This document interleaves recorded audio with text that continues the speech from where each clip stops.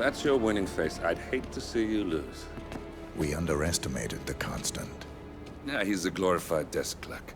He's not just after the money. He wants it all. We caught him once, we can do it again. And, well, we're not the ones who let him escape. You still don't trust her. I don't like executive decision makers. Look, you don't have to follow her, you know? Soon, this will be over. Maybe it's time to think about the future. You have to face the possibility that there's no going back. If the ICA knows what you did... She'll make it right. She always does. We have a fix on Carlisle. Come on. We've got a plane to catch. I hope you like the rain, 47.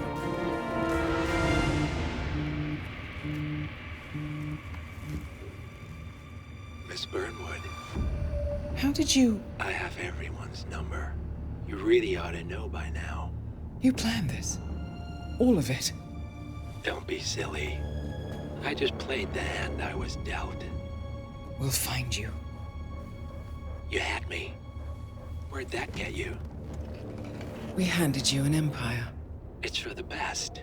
The partners were complacent, set in their ways. But power is more than just security. Providence can be an agent of change. Surely you understand. Or you will. Soon enough.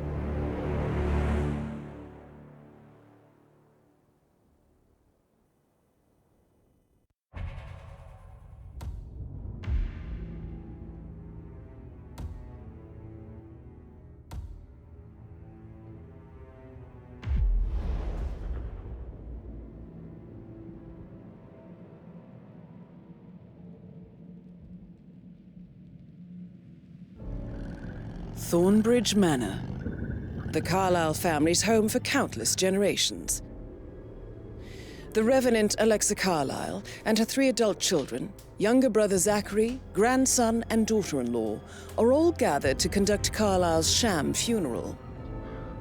Curiously, Carlisle summoned a famous London PI soon after arriving this morning, but his purpose at Thornbridge is yet unclear. Now, the target knows that you're coming, and her guard detail is top-notch. So Mr. Gray will secure their nearby field HQ and intercept all calls going in and out of the estate. Any appeal for backup is going to fall on very deaf ears. Good luck, gentlemen.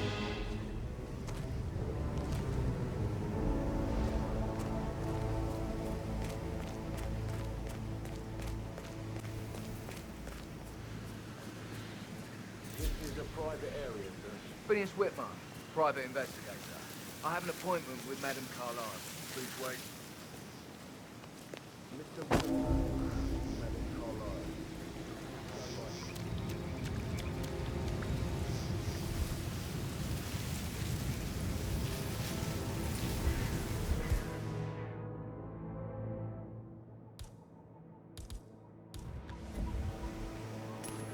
What?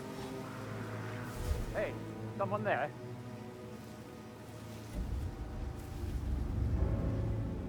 Great.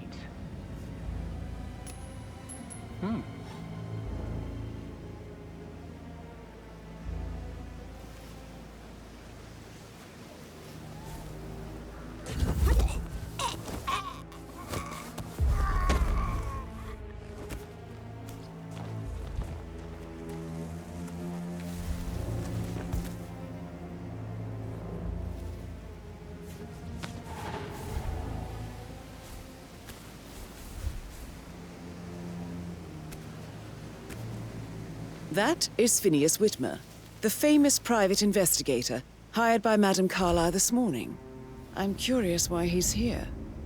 Maybe you should do some detecting yourself, 47. My boyfriend has a restraining order. I think it might be him. Mr. Whitmer, thank God you're here. Can I take you to Madame Carlisle? Yes.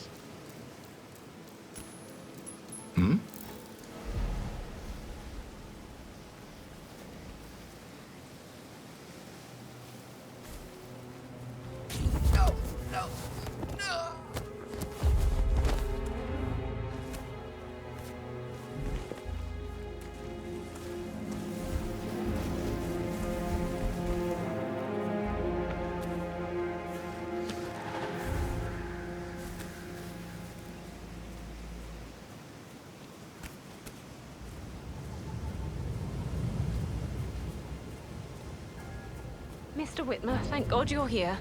Can I take you to Madame Carlyle? Yes, please. If you'd follow me.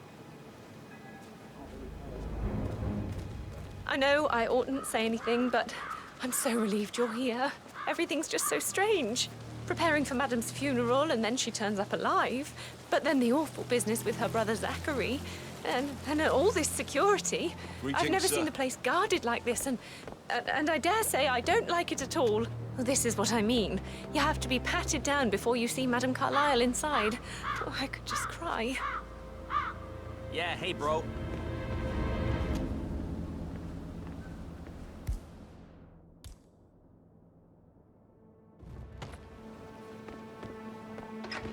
I gotta search you, sir, if you want to come through this way. Yeah, let me take a look. Just like the movies, right?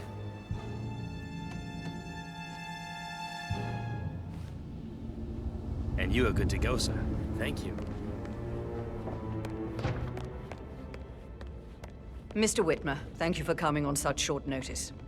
A great tragedy has fallen upon us, and I need a quick resolution, handled with absolute discretion.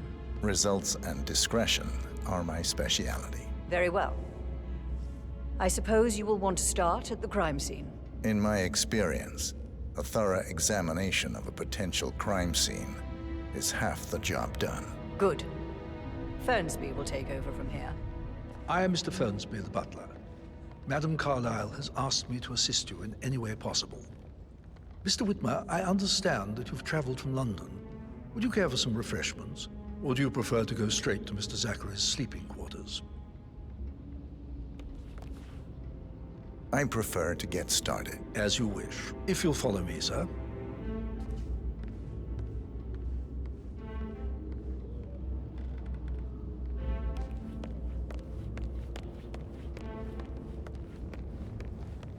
I feel obliged to point out that current affairs surrounding Madame Carlyle are of a delicate nature. You may be familiar with the recent announcement of her death.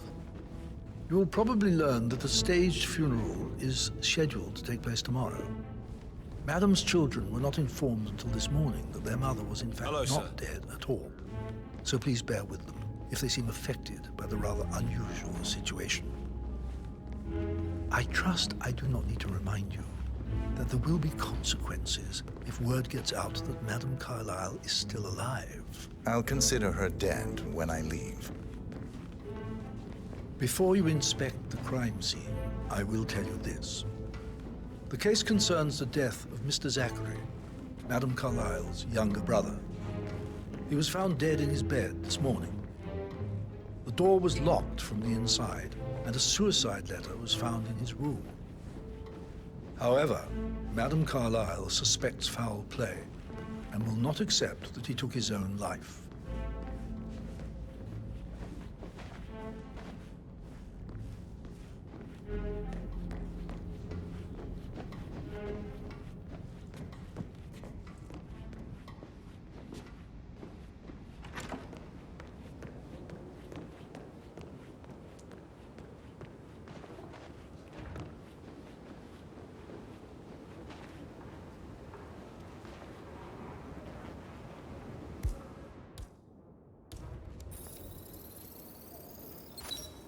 The dead body of Zachary Carlyle, Alexa's little brother. I wonder what happened to him, 47.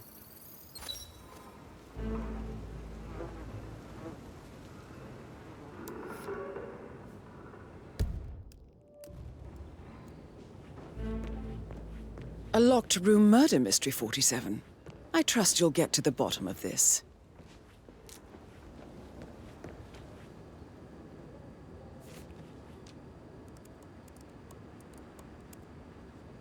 Zachary was shopping for new Wellingtons last night. Not exactly what you would expect from someone suicidal.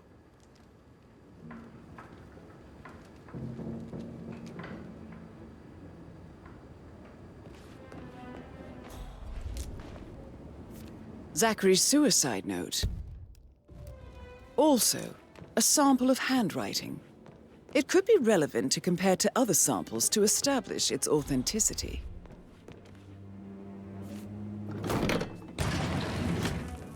hidden door. It's a secret passage. This could explain how the door was locked from the inside.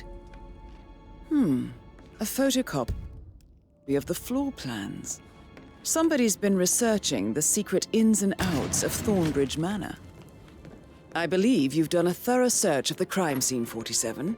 Maybe it's time to see the butler. I'm curious about the information he's prepared for you.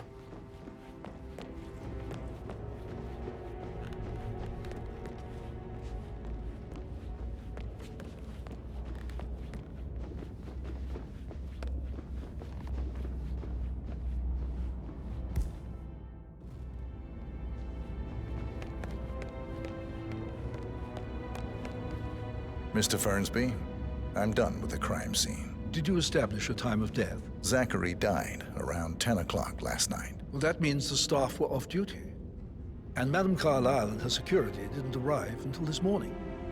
That leaves Madame's family and myself as the only persons here when he died. And before you ask, no, I do not have an alibi. I was alone in my office at the time of death. Here's the material that I prepared for you. It's a list of the possible suspects and their quarters. Hopefully that will help you keep track of your findings. Please come and see me when you've solved the case, and I will take you to Madame Carlyle. This is very useful information, 47. So how does one solve a murder mystery, 47? Motive, means, and opportunity, I believe. May I suggest you ask the suspects for alibis? Or perhaps you prefer searching the manor for clues first?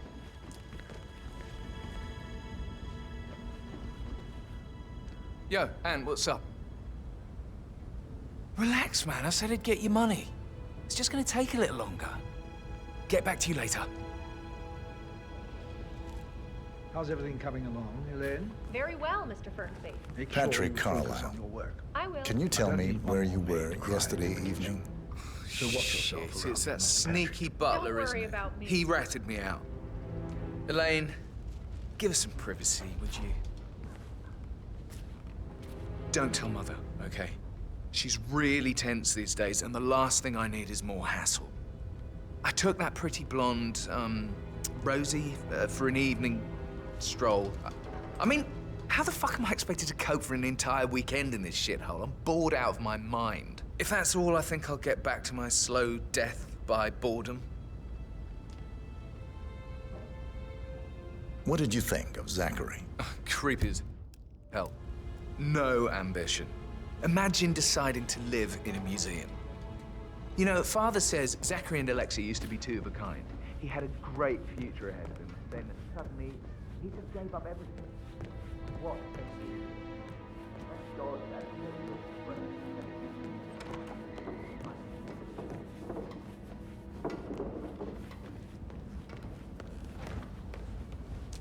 Rebecca Carlyle, can you tell me about yesterday evening?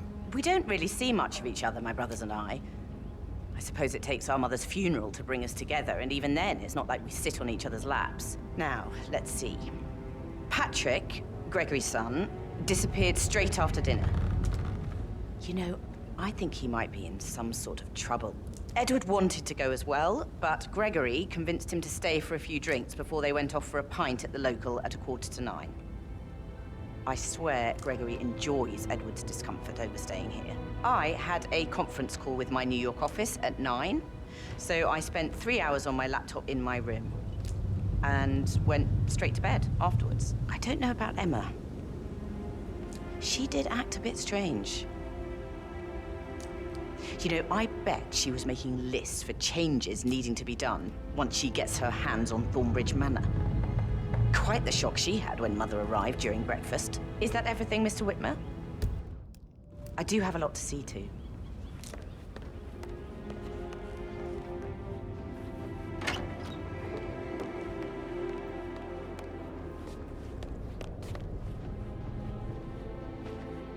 Gregory Carlyle, can you tell me where you were yesterday evening? Oh, you're wondering about my alibi, Mr. Detective. Well, I left Thornbridge around 8:30 for a pint with Edward. I wish I hadn't. Quiz night at the inn. On the other hand, staying here with Zachary, my obnoxious sister, and the wife sporting another one of her headaches would have been a fate worse than death. The short of it, Zachary was very much alive when we left. I stayed for the last shout, and I was back here just before midnight. Is that all? Not very thorough, are you? Emmer Carlisle, can you tell me where you were yesterday evening? Surely I'm not a suspect. I need to account for everyone. Well, I spent the evening with my family, but I got an awful migraine and had to take to bed. Everyone can attest to that. I believe I went up when the boys sat down for a drink around 8 o'clock. Anything else you want to know?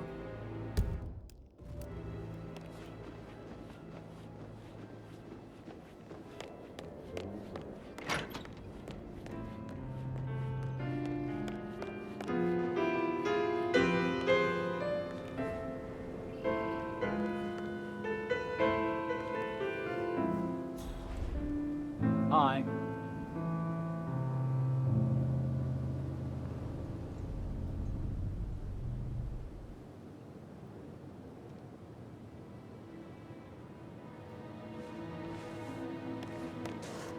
Professor Edward Carlisle, can you tell me your whereabouts for last night? Oh, yes, this dreadful business with Zachary. I stay at the local inn. You see, I prefer not to spend the night here at Thornbridge Manor. My brother Gregory came along for a nightcap. He'll never admit it, but I think he understands that I find this whole thing upsetting and wanted to provide some comfort. I believe we went to the Stag's Head around 8:30. If that's all, I have a speech to write.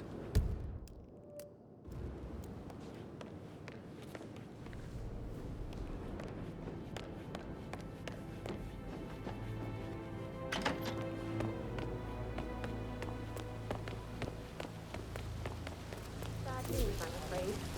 We don't have any extra freezers. Ethel looks everywhere.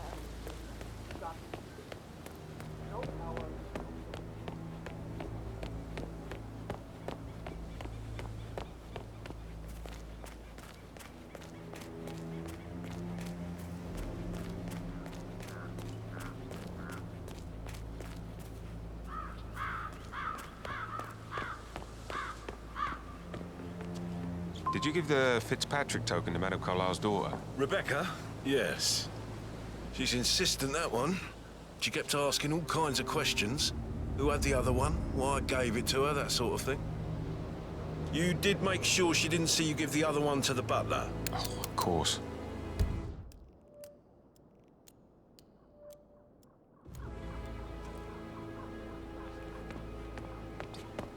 Security detail at a staged funeral event tomorrow. That'll be a first for me. Hello there, sir.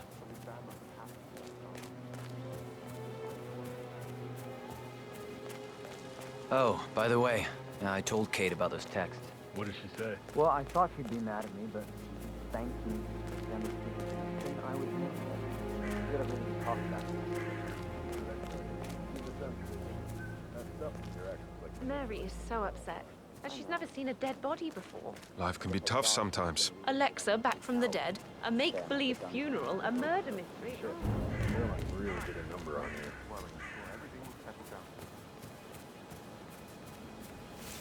That is the door to Mr. Fernsby's office.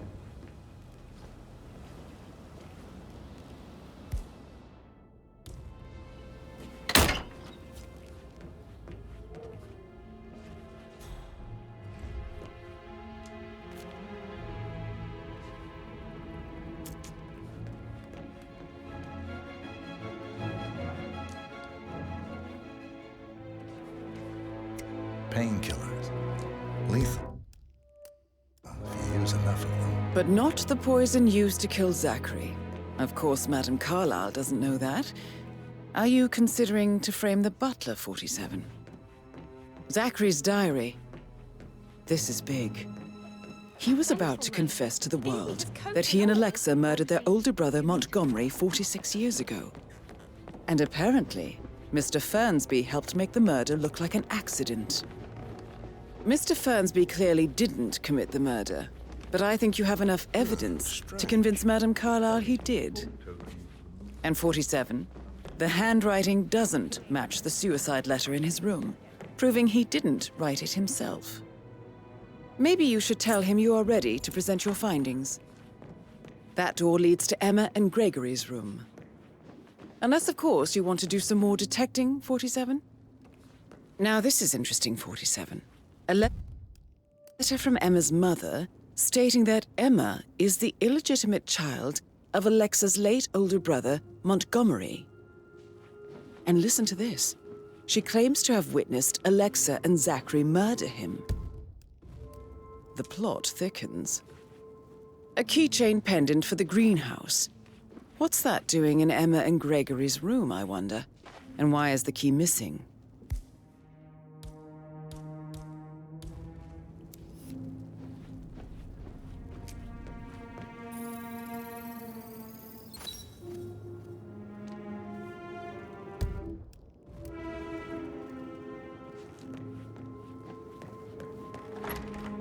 Sorry, but I think I... Yeah, I should let you go.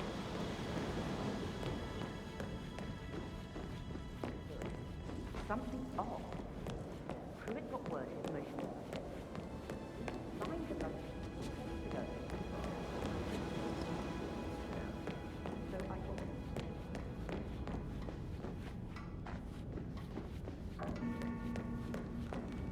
That is the door to Rebecca's room.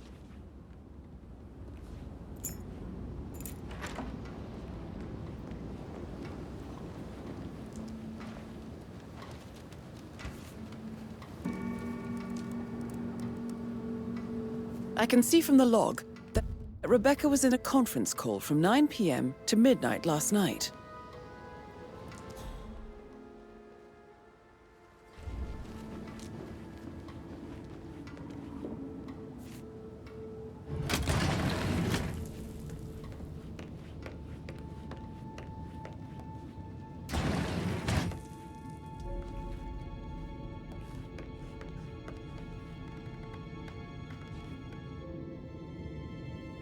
Been bulletproof.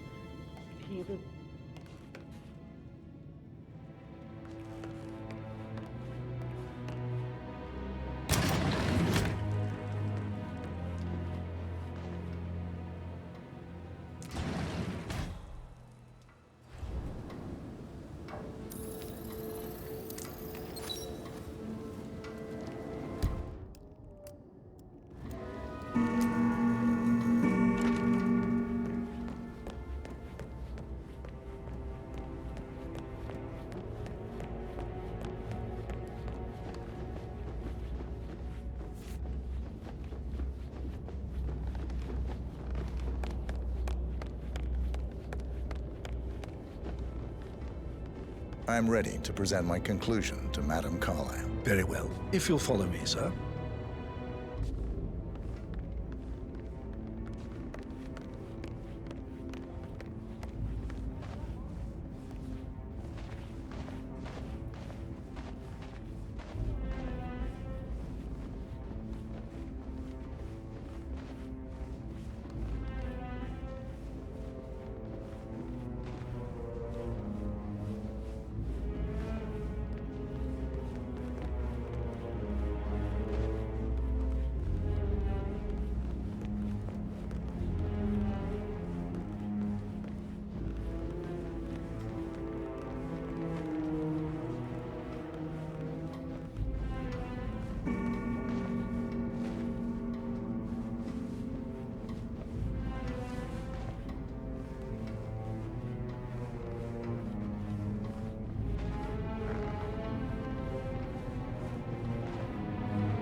Sir.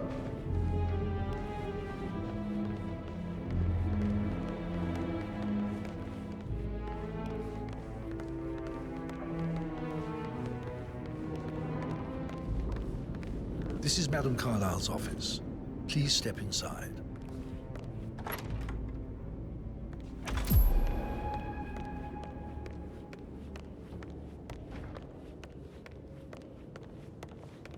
So, Mr. Whitmer, you've reached a conclusion. Take a seat. Please, go ahead. The butler, Mr. Fernsby, killed Zachary. Fernsby? Oh, you've got that wrong. He would never do such a thing. He is the most loyal man I have ever met. I found pills in his office that matches the poison that killed your brother. Furthermore, I found Zachary's notebook, half burned, in Mr. Fernsby's fireplace. It showed that Zachary intended to publish a written confession to a murder the two of you committed nearly 50 years ago. The murder of your older brother, Montgomery. That's outrageous. We did no such thing. No need to feign innocence. I know a killer when I see one, and my discretion is assured. The papers also described how Mr. Fernsby helped you stage the murder of Montgomery as an accident. I believe he killed Zachary not to be exposed as an accomplice to murder. Sweet Fernsby. You are wrong, Mr. Whitmer. He did not do it to protect himself. He did it to protect the Carlyle legacy. Mr. Fernsby, like myself, understands that sacrifices must be made to secure stability and prosperity. Mr. Whitmer, I'd appreciate it if your findings never leave this room. I understand Fernsby's actions, and there is no need for them to have more consequences than they already have. Fernsby was very fond of Zachary, and I'm sure his decision will haunt him to the day he dies. About your reward, have you considered an amount? I want the file you have on Arthur Edwards. Arthur Edwards, the Constant. That must mean you're... I expected you'd show up. But you're not here to kill me. If you were, you would have already. The enemy of my enemy, I suppose. You can have it. You earned it.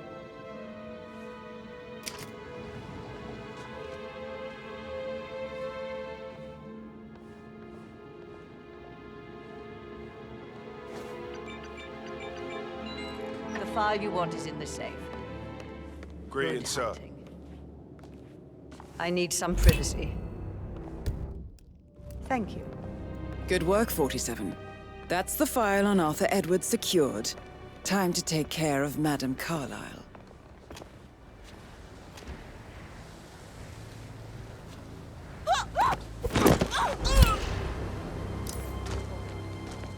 Mission complete. Well done, 47.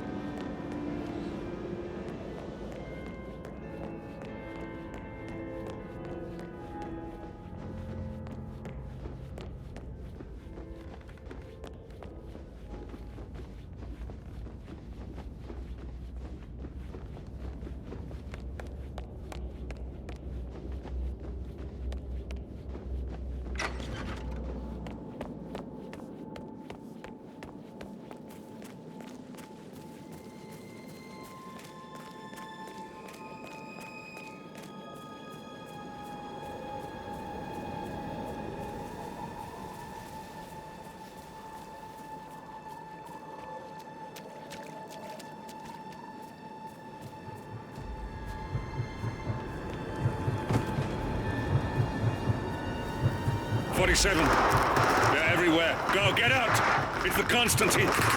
Shit!